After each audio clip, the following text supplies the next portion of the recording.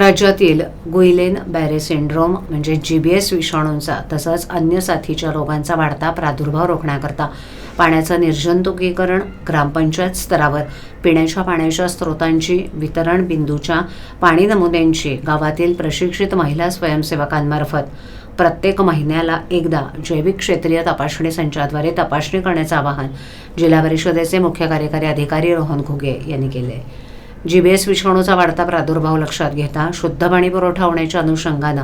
गाव पातळीवर नळ पाणी पुरवठा योजनांचे स्रोत, शाळा, अंगणवाडी आणि नळाद्वारे घरामध्ये उपलब्ध होणारं पाणी याच्या जैविक तपासणीसाठी आवश्यक पाणी नमुने अभियान स्वरूपामध्ये गोळा करून नजीकच्या भूजल सर्वेक्षण आणि विकास यंत्रणेच्या प्रयोगशाळेमध्ये जमा करून प्रादुर्भाव रोखण्यासाठी प्रयोगशाळेत जैविक तपासणी करण्यास प्राधान्य देण्यात येत आहे. ग्रामीण भागातील घरगुती आणि सार्वजनिक स्रोत 2365, ग्रामपंचायत कार्यालय 431, शाळा 1269, अंगणवाडी केंद्र 1152, आरोग्य केंद्र 33, उपकेंद्र 180 असे एकूण 5430 जलस्रोतांची तपासणी करण्यात येते आहे. ग्रामीण कुटुंबाला कार्यात्मक घरगुती नळ जोडणीद्वारे पुरेशा प्रमाणात किमान 55 लिटर पाणी प्रतिदिन प्रतिव्यक्ती विहित गुणवत्तेचे पाणी पुरवठा करणे आवश्यक आहे. त्या अनुषंगानं जलजीवन मिशन अंतर्गत ग्रामीण भागातील जनतेला घरगुती आणि सार्वजनिक स्रोत,